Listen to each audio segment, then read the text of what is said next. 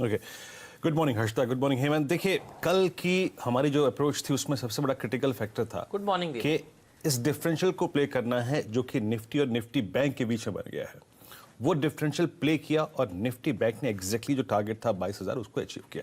लेकिन एक बात और थी हर्षदा कि 10,300 से 10,500 के बीच में डीआईएस प्रॉफिट बुक करेंगे, उन्होंने किया। वो दस्तूर है, चलने देते हैं उसको। लेकिन ग्लोबल फैक्टर आज neutral, FII is good, DIIs को बैड रखूंगा, लेकिन टेक्निकल और एफएनओ सेटअप काफी शानदार। देखिए, कल हायर लेवल से प्रॉफिट बुकिंग आई और कुछ इंपॉर्टेंट स्टॉक फ्यूचर्स जो कि बहुत चल चुके थे वो थोड़ा सा कल सरेंडर हुए और प्रॉफिट बुकिंग लाजमी थी उनमें, इसीलिए बाजार निफ्टी स्पेशली ऊपरी लेवल से थोड़ा सा रिट्रेस हुआ।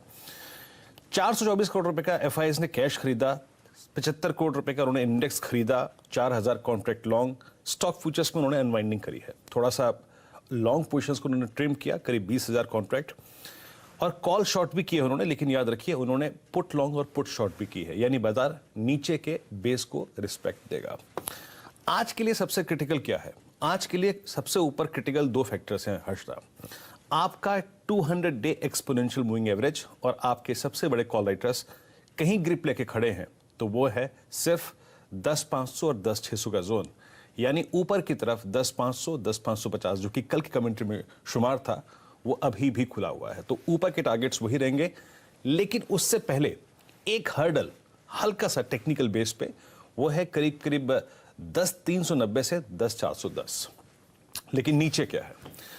याद रखिए, नीचे आपका जो 100 डे एक्सपोनेंशियल मूविंग एवरेज है हर्षदा, वो आता है करीब 10,050 के जोन में, 10,080 के जोन में। अभी करीब 1 घंटा पहले एक टर्बुलेंस आई थी, मैंने उस वक्त भी उस पर कहा था कि हमको 2 लेवल्स पे ध्यान देखना है और बाजार कहां खुलेगा उस पर ध्यान देना है। एक बहुत क्रिटिकल बेस 10,050, 10,080 पे ही रहेगा हमारे इस पूरे अप ट्रेंड का, जिसको हम चेस करने की कोशिश कर रहे हैं, जिसका अपर एंड मैंने डिफाइन किया 10,550। लेकिन बहुत छोटे टर्म में, अगर आप एक्सट्रीम शॉर्ट टर्म में देखें, तो एक छोटा सा बेस क्लस्टर टेक्निकल चार्ट्स पर निकल के आता है, वो है करीब करीब 10,180, 10,210।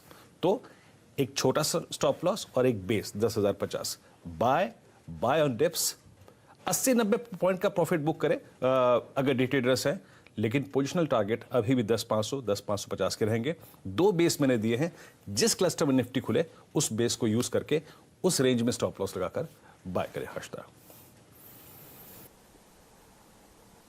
ओके, तो 10,500, 10,550। अच्छा हर्षदा, मैं एक आपकी बात का जवाब देना चाहता था। ये जो आप कह रही थी ना थोड़ी देर पहले कि जापान का बाजार वॉलेटाइल हुआ है, तो जापान के वॉलेटिलिटी के पीछे जो वजह है वो भी चाइना ही है। जापान के करीब एक आइलैंड था, हालांकि वहां पर उस आइलैंड में कोई रहता नहीं है, लेकिन टोक्यो से करीब करीब 1900 किलोमीटर दूर एक आइलैंड है, एक टापू है। अब चाइना चाहता है ये उनका हो जाए। अब चाइना कोशिश कर रहा है कभी हमारे यहाँ इधर घुसने की, कभी जापान में घुसने की, और जापान ने उसका एक रास्ता भी निकाला हुआ है, तो उनके सबमेरिन्स वगैरह जो वहां जा रहे हैं। तो जापान का बाजार जो है आज वॉलेटाइल रहने वाला है। मेरे ख्याल में उससे हमें इतनी चिंता नहीं करनी चाहिए, और अच्छा है जापान भारत सब एक साथ हो और अमेरिका साथ हो, तो फिर चाइना को मुंह तोड़ जवाब दिया जाए, ये बात समझ में आ रही है। तो जापान के वॉलेटिलिटी के पीछे आज आपको कई बार ऐसी नजर आएगा, जो आपको हर्षदा ने बिल्कुल करेक्टली देखिए स्पॉट करके बताया है, क्योंकि वहां पर भी देखिए दिक्कत है। आप ग्लोबल अगर वेबसाइट्स खंगालें तो आपको ये खबर प्रोमिनेंटली सब जगह नजर आएगी। तो जापान इस समय चाइना जो है कोशिश कर रहा है वहां पर एक टापू जो है उसको क्यों ना हासिल कर ले। ये तो जापान की बात हुई। लेकिन वीरू ये बताइए, अब की बार 11,000 इसी सीरीज में लाएंगे या अगली सीरीज में लाएंगे? पहली बात, डेटा कुछ इस तरह की तरफ इशारा कर रहा है क्या? और बैंक निफ्टी का डेटा बताइए, क्योंकि ये डेटा मजबूत होता जा रहा है। जी हाँ, देखिए, आपने जिस आंकड़े का जिक्र किया, अगर निफ्टी पे उसको आना है तो बैंक निफ्टी की आपको बहुत जरूरत पड़ेगी, और बैंक निफ्टी को चलना है तो इसने कल एक बहुत स्ट्रॉन्ग सिग्नल दिया 22,000 को पार करने का। लेकिन ये आई कहां से स्ट्रेंथ है? हेमंत, आपने इस बार एक चीज नोट करी होगी कि कल निफ्टी पीएसयू बैंक इंडेक्स वो मूव कर रहा था और वो इस जोन के हाईएस्ट क्लस्टर पे आके बैठ गया। तो एक प्राइवेट बैंक्स की strength, but at least PSU banks का आके खड़ा हो जाना राइट साइड में, ये एक अच्छी चीज होती है। एक और चीज देखिए आप हेमंत, मेटल्स ने कल डे हाई पे क्लोजिंग दी, तो तो मार्केट बेहद अच्छी थी। कल फार्मा था, मेटल था, बैंकिंग था, with in the banking PSU bank index अच्छा कर रहा था। तो निफ्टी बैंक को चलने के लिए जो एग्जैक्टली आर्म्स और एम्यूनिशंस चाहिए होते हैं वो थे इसके पास।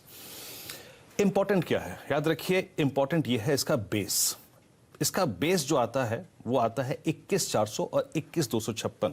ये एक टेक्निकल बेस है और ये ऑप्शन बेस भी है। कल 21,500 पे काफी अच्छी खासी पुट राइटिंग भी हुई है, तो उसको थोड़ा सा क्वेश्चन देते हुए मैं अपना बेस लेके आया हूं।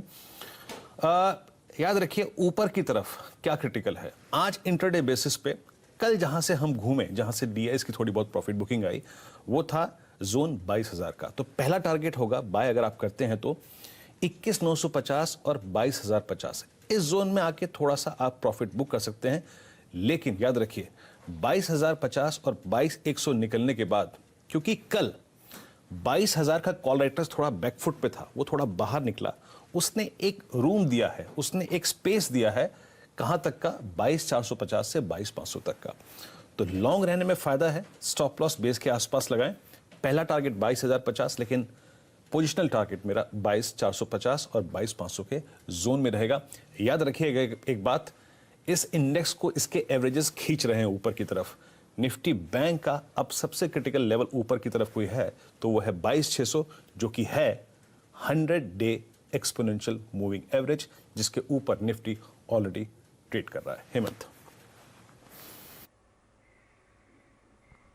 ठीक है, तो ये लेवल्स काफी